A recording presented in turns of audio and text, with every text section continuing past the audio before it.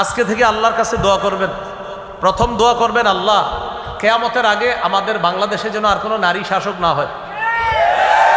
এটা প্রথম দোয়া করবেন। এটা যেই পার্টি হন আপনি এটা দোয়া এই জন্য করবেন, রাসূল সাল্লাল্লাহু আলাইহি সাল্লাম বলেছেন, লা ইউফলিহা কওমুন ওয়াল্লাহু আমরাহুম ইমরাআ, ওই জাতি কিছুতেই সফল হবে না যেই জাতি তাদের নেতৃত্বে কোনো নারীকে বসায়।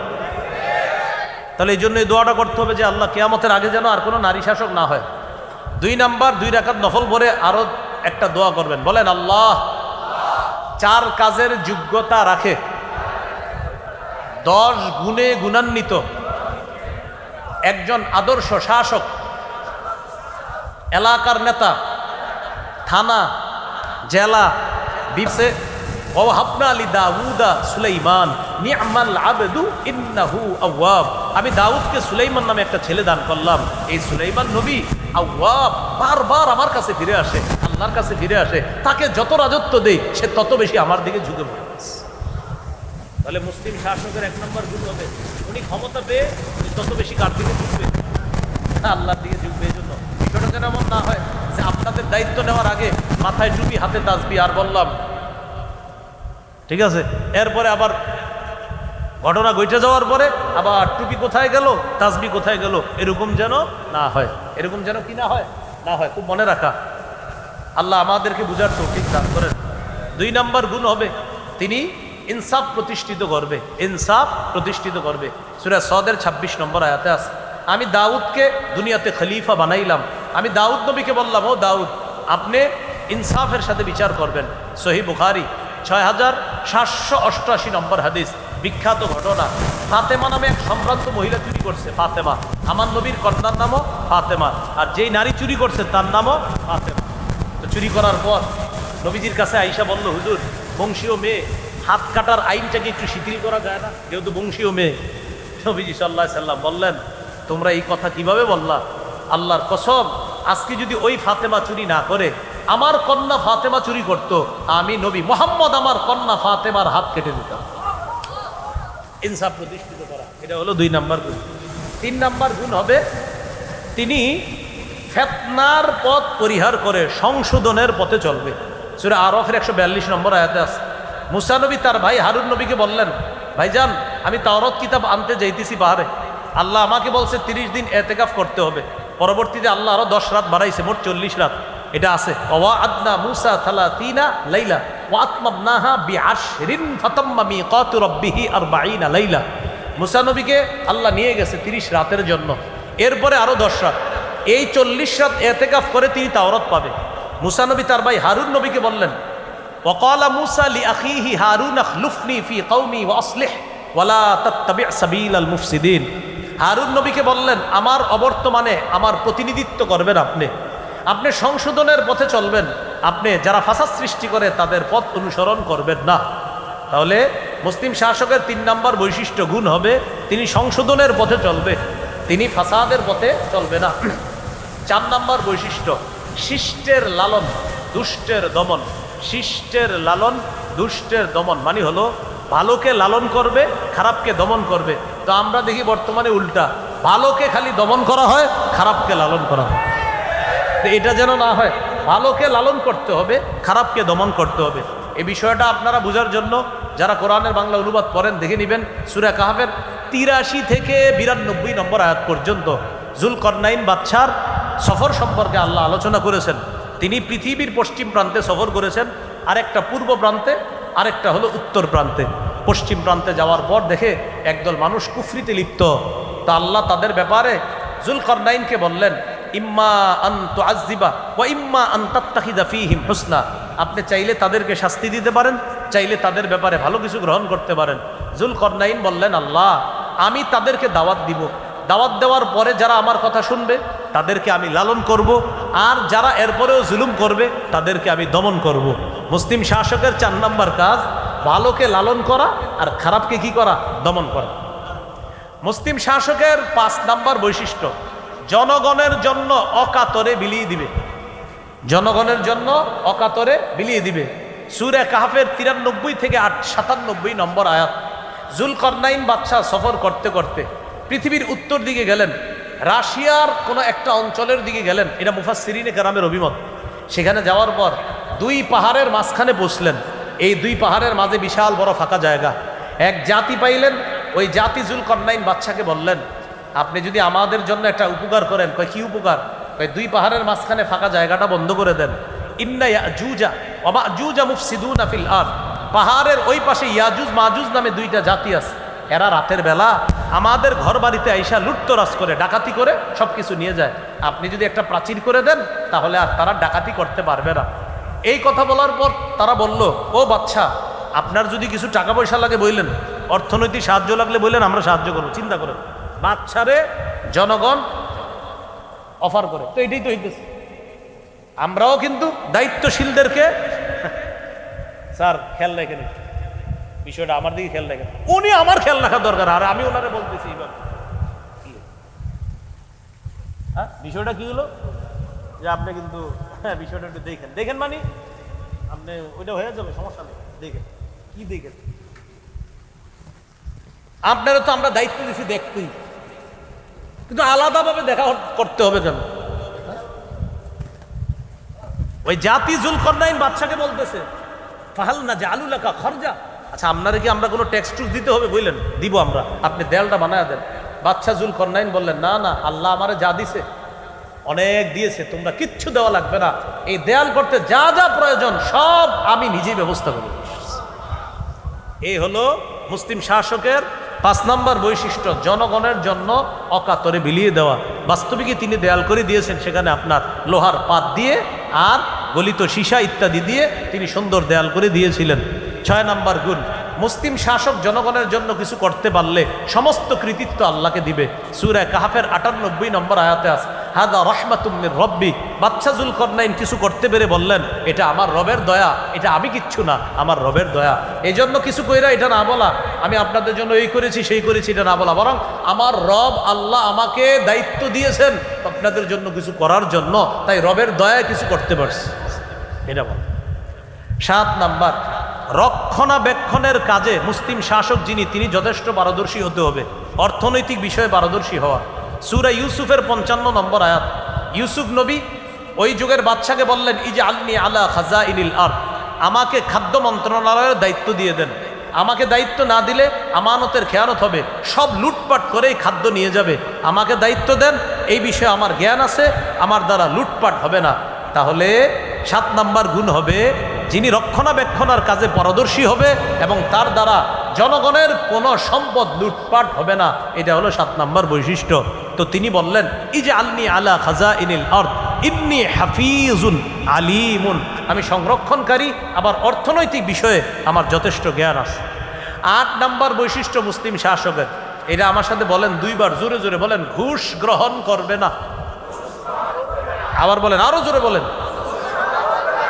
হয় নাই, আরো জোরে। এটা আমাদের যিনি হবে দায়িত্বশীল তার গুণ হবে এটা, উনি ঘুষ গ্রহণ করবে না। সূরা নামলের 35-36 নম্বর আয়াত, রানী বিলকিস সুলাইমান নবীর কাছে হাদিয়া পাঠাইছে। কি পাঠাইছে? আসলে ওর উদ্দেশ্য হাদিয়া ছিল না। রানী বলতেছে কি, দাঁড়াও, সর্বশেষ তার সাথে মনে হয় পারা যাবে না, দেখি একটু হাদিয়া পাঠাই, যদি দেখি হাদিয়া গ্রহণ করে তখন আমি বলবো আপনি আপনার মতো ভালো থাকেন, আমি আমার রাজত্ব নিয়ে ভালো থাকি, আমি এখানে রানীগিরি করব, আর আপনি আপনার রাজত্বে রাজা। যদি হাদিয়া গ্রহণ করে, তার মানে ওটা হাদিয়া ছিল না, হাদিয়ার নামে ঘুষ ছিল। রানী বিলকিস বলতেছে, ইন্নী মুরসিলাতুন ইলাইহিম বিহাদিয়া, আল্লাহ তাআলা রানীর ভাষাটা কোরআনে আনছে, আমি সুলাইমান নবীর কাছে হাদিয়া পাঠাবো। ফানাযিরাতুম বিমা ইয়ারজিউল মুরসালুন, দেখবো যাদেরকে দিয়ে পাঠাবো তারা কি নিয়ে আসে। তো উপঢৌকন নিয়ে গেছে, ঘুষ নিয়ে গেছে। সুলাইমান নবীর কাছে যাওয়ার পর বলতেছে, আপনাকে রানী পাঠাইছে। সুলাইমান নবী বললেন, রানী পাঠাইছে না? হ্যাঁ। তুমি দুনানি বিমাল, সম্পদ দিয়ে আমার সহযোগিতা করতে চাও? ফামা আতানি আল্লাহু খায়রুম মিম্মা আতাকুম, আল্লাহ তোমাদেরকে যা দিয়েছে, আমাকে যা দিয়েছে, তোমাদের চাইতে 1000 গুণ বেশি দামি জিনিস আমাকে দিয়েছে। আমার এইগুলা দিয়ে নরম করা যাবে না। রানীরে বলো এই শিরিক ছাইরা জনগণ নিয়ে সারান্ডার করতে বলো। রানী বুঝতে পারছে ঘুষ দিয়ে তাকে কাবু করা যাবে না। রানী সুলাইমান নবীর কাছে আসছে, আসার পর বলতেছে, ইন্নী আসলামতু মা সুলাইমানা লিল্লাহি রাব্বিল আলামিন, আমি সুলাইমান নবীর সাথে রবের কাছে আত্মসমর্পণ করে দিলাম। তাহলে মুসলিম শাসকের 8 নম্বর বৈশিষ্ট্য গুণ হবে, তিনি ঘুষ গ্রহণ করবে না। 9 নম্বর, তিনি আমানতদার হবে। কি হবে? আমানতদার। সূরা নিসা 58 নম্বর আয়াতে আল্লাহ বলেন, ইন্নাল্লাহা ইয়া'মুরুকুম আন তুআদ্দুল আমানাতি ইলা আহলিহা। আল্লাহ তোমাদেরকে আদেশ করেন আমানত যথাযথ জায়গায় পৌঁছে দেওয়ার জন্য। এবার আমার সাথে একটু বলেন, যোগ্য ব্যক্তিকে যোগ্যতার আসনে বসানো আমাদের জন্য আমানত। যোগ্য ব্যক্তি যোগ্যতার আসনে বসে আমাদের অধিকারগুলো বাস্তবায়ন করা তার জন্য আমানত। তাহলে আমরা যোগ্য ব্যক্তিকে বসানো আমাদের জন্য আমানত, আর যোগ্য ব্যক্তি আমাদের জন্য কিছু করা এটা তার জন্য আমানত। এ হলো 9 নাম্বার। সর্বশেষ 10 নাম্বার, কোরআন সুন্নাহ অনুযায়ী বিচার করবে। যেহেতু এখন সব মুসলমানদের অধীনে, তো কোরআন সুন্নাহ অনুযায়ী বিচার করবে। সূরা মাঈদার 48 থেকে 50 নম্বর আয়াতে আছে, দেখবেন ওই আয়াতে আল্লাহ তাআলা বলেন, আপনি কোরআন অনুযায়ী যা আপনার প্রতি নাজিল করেছি এই অনুযায়ী আপনি বিচার করবেন। শেষের দিকে আছে, আফা হুকমাল জাহিলিয়াতি ইয়াবগুন ওমান আহসানু মিনাল্লাহি হুকমাল লিকৌমি ইউকিনুন। এরা জাহিলি যুগের আইন চায়, এরা মূর্খদের আইন চায়, তারা জাহিলি যুগের আইন কামনা করে। আফা হুকমাল জাহিলিয়াতি ইয়াবগুন, তারা কি জাহিলি আইন কামনা করে? ওমান আহসানু মিনাল্লাহি হুকমাল লিকৌমি ইউকিনুন, যারা বিশ্বাসী তাদেরকে জানায়া দেন তাদের জন্য আল্লাহর চাইতে শ্রেষ্ঠ বিচারক আর কে হতে পারে? আল্লাহর চাইতে শ্রেষ্ঠ বিধানদাতা আর কে হতে পারে? আল্লাহর চাইতে উত্তম বিচার আর কার বিচার হতে পারে? বলেন, কার বিচার উত্তম? শ্রেষ্ঠ বিধানদাতাকে আল্লাহ। আহকামুল হাকিমিন কে? এ হলো 10টা গুণ বললাম, আর 4 কাজের যোগ্যতা রাখে। মনে আসেনি? কি মনে আছে? মুসলমানের উত্তরণের উপায় নাম্বার 15 চলতেছে, বুঝলে গেছে? উত্তরণের কত নম্বর উপায় চলতেছে? 15 নম্বর উপায় কি? একজন যোগ্য শাসক নির্বাচন করা, যার 4 কাজের যোগ্যতা থাকবে আর 10টি গুণে গুণান্বিত হবে। 16 নাম্বার, শুরা ব্যবস্থা বা পরামর্শ ব্যবস্থার গুরুত্ব বাড়ানো। শুরা ব্যবস্থা মানে পরামর্শ করে কাজ করার এই ব্যবস্থাগুলা বাড়ানো। শুরা ব্যবস্থার এটার গ্রহণযোগ্যতা বাড়াইতে হবে। এখানে অনেক আলেমরা আছেন, আপনারা মসজিদে সাধারণ জনগণকে একটু শুরা ব্যবস্থার গুরুত্বগুলো বুঝাই দিবেন, যে মাশওয়ারা করে পরামর্শ করে কাজ করার মধ্যে কি কি উপকারিতা আছে এই বিষয়গুলা বুঝাই দেওয়া। শুরা ব্যবস্থার গ্রহণযোগ্যতা আবার ফিরিয়ে আনার চেষ্টা করা। খলিফা নির্বাচনের 4টা পদ্ধতি ছিল আপনার। প্রথম পদ্ধতি ছিল ইঙ্গিত। আবু বকর সিদ্দিক রাদিয়াল্লাহু তাআলা আনহু খলিফা হয়েছেন নবীর ইঙ্গিতে। 2 নম্বর পদ্ধতি ছিল জীবিত খলিফা পরবর্তী খলিফার নাম ঘোষণা করে যাবে। আবু বকর সিদ্দিক রাদিয়াল্লাহু তাআলা, ওমর ফারুক রাদিয়াল্লাহু তাআলা আনহুর নাম ঘোষণা করে গেছে। 3 নম্বর পদ্ধতি, জীবিত খলিফা পরবর্তী খলিফা নির্বাচনের জন্য একটা শুরা কমিটি গঠন করে গেছে। হযরত ওমর 6 জনের একটা শুরা সদস্য গঠন করে গেছে, তাদেরকে বলছে আমি চলে যাওয়ার পর তোমরা 6 জনে একজন খলিফা বানাবা। আর 4 নম্বর পদ্ধতি, জনগণের মধ্যে অভিজ্ঞ কিছু ব্যক্তি এক ব্যক্তির হাতে গিয়ে বায়াত হবে, তখন জনগণ তাকে খলিফা হিসাবে মেনে নিবে। এই 4 পদ্ধতি ছিল। তো এর মধ্যে একটা ছিল শুরা পদ্ধতি। কি পদ্ধতি? মানে পরামর্শ ভিত্তিক কাজ করা, এটা ছিল। তো এই শুরা পদ্ধতিটার গ্রহণযোগ্যতা আবার ফিরিয়ে আনা, জাতির সামনে বোঝানোর চেষ্টা করা। সর্বশেষ 17 নাম্বার, বলেন শত্রুকে শত্রু হিসাবে গ্রহণ করা, বন্ধু বানানো যাবে না। এটা হলো 17 নাম্বার। এটাই সর্বশেষ আজকে বললাম। আল্লাহ তাআলা সূরা মাঈদার 51 নম্বর আয়াতে বলেন, ইয়া আইয়ুহাল্লাযীনা আমানু লা তাত্তাখিযুল ইয়াহুদা ওয়ান নাসারা আউলিয়া। হে ঈমানদারগণ, ইহুদি খ্রিস্টানদেরকে তোমরা অভিভাবক রূপে গ্রহণ করো না, বন্ধু রূপে গ্রহণ করো না। 17টা উপায় বললাম মুসলমানদের বর্তমান পরিস্থিতি থেকে উত্তরণের। মন দিয়ে শোনেন, আমি একবারে 17টা আবার বলি। 1 নাম্বার, ঈমানি শক্তি অর্জন করা। 2 নাম্বার, ইসলামে পরিপূর্ণ রূপে প্রবেশ করা। 3 নাম্বার, দ্বীনের সঠিক জ্ঞান অর্জন করে সেই অনুযায়ী আমল করা। 4 নাম্বার, দ্বীনের সঠিক জ্ঞান যেটা অর্জন করলাম সেটা অন্যের কাছে প্রচার করা। যেমন আজকে আমি যা বললাম, যতটুকু মুখস্থ থাকবে, যা আপনার মধ্যে যতটুকু এই মুহূর্তে আছে, যাইতে যাইতে আরও কয়েকজনকে বলার চেষ্টা করা। 5 নাম্বার, আল্লাহর কাছে সাহায্য পাইতে চাইলে আল্লাহর দ্বীনকে সাহায্য করা।